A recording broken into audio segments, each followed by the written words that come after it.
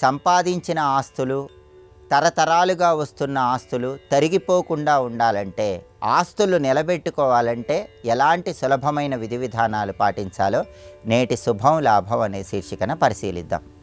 ఈరోజు మంగళవారం. మంగళవారానికి అధిపతి కుజుడు భూములు, గృహాలు, స్థలాలు, పొలాలు వీటి కారకత్వం వహిస్తాడు. కాబట్టి సంపాదించిన ఆస్తులు నిలబెట్టుకోవాలన్నా, పూర్వీకుల నుంచి తరతరాల నుంచి వస్తున్నటువంటి ఆస్తులు నిలబెట్టుకోవాలన్నా, కాపాడుకోవాలన్నా కుజుడిని ప్రసన్నం చేసుకోవాలి. కాబట్టి స్నానం చేసిన తర్వాత ఓం అం అంగారకాయ నమః అనే కుజ మంత్రాన్ని 21 సార్లు చదువుకోవాలి. దీనివల్ల ఆస్తుల పరంగా విశేషమైన లాభం చేకూరుతుంది. అలాగే ఎప్పుడైనా సరే తరతరాలుగా వచ్చేటటువంటి ఆస్తులు, సంపాదించినటువంటి ఆస్తులు కరిగిపోకుండా నిలబెట్టుకోవాలంటే ఎక్కడైనా దేవాలయంలో ధ్వజస్తంభం ఏర్పాటు చేస్తూ ఉన్నట్లయితే ఆ ధ్వజస్తంభం ఏర్పాటు నిమిత్తమై కొంత ధనాన్ని ఇవ్వండి. ఇది మీకు విశేషమైన శుభ ఫలితాలను కలిగింపజేస్తుంది. అలాగే దేవాలయ ప్రాంగణంలో ఎవరైనా బావి ఏర్పాటు చేస్తూ ఉంటే ఆ బావి నిమిత్తమై అయినా సరే కొంత ధనాన్ని ఇచ్చినట్లయితే ఆస్తిపాస్తులు నిలబెట్టుకోవటానికి ఇది విశేషంగా సహకరిస్తుంది. అంతేకాకుండా మీరు సంపాదించిన ఆస్తులు కానీ, తరతరాలుగా వచ్చేటటువంటి ఆస్తులు కానీ నిలబెట్టుకోవాలంటే ఒక ప్రత్యేకమైన దీపాన్ని సాయంకాలం పూట వెలిగించాలి. అదే శ్రీగంధం నూనె దీపం. అంటే నూనెలలో అనేక రకాలైనటువంటి నూనెలు ఉంటాయి. వాటిలో గంధం నూనె అని ఒక ప్రత్యేకమైన నూనె ఉంటుంది. దీన్నే శ్రీగంధం నూనె అనే పేరుతో కూడా పిలుస్తారు.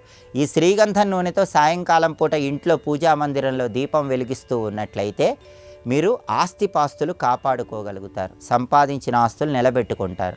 ప్రతి మంగళవారము ఆంజనేయ స్వామి ఆలయంలో ప్రదక్షిణలు చేసి జిల్లేడు పూలు ఆంజనేయ స్వామికి సమర్పించడం ద్వారా కూడా ఆస్తుల పరంగా విశేషమైన ప్రయోజనాలు చేకూరతాయి.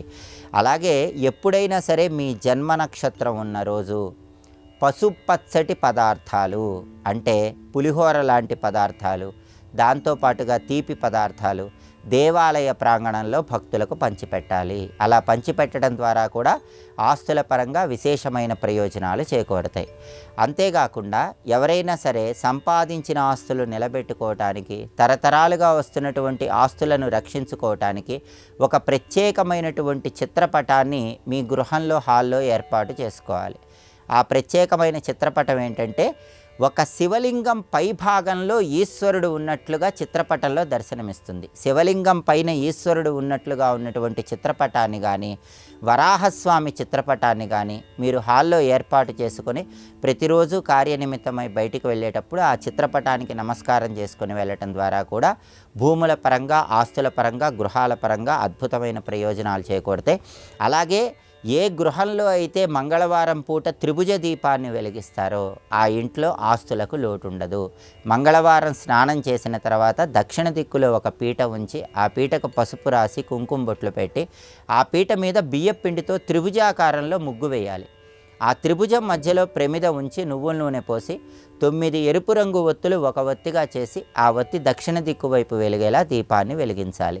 ఈ త్రిభుజ దీపాన్ని ప్రతి మంగళవారము ఉదయం 6 గంటల నుంచి 7 గంటల మధ్య ప్రాంతంలో కానీ, రాత్రి 8 గంటల నుంచి 9 గంటల మధ్య ప్రాంతంలో కానీ వెలిగిస్తూ ఉన్నట్లయితే తరతరాలుగా వచ్చే ఆస్తులు కానీ, మీరు కష్టపడి సంపాదించుకున్నటువంటి ఆస్తులు కానీ నిలబెట్టుకోవటానికి ఈ త్రిభుజ దీపం విశేషంగా సహకరిస్తుంది. కాబట్టి ఈ ప్రత్యేకమైన విధి విధానాలు పాటించండి.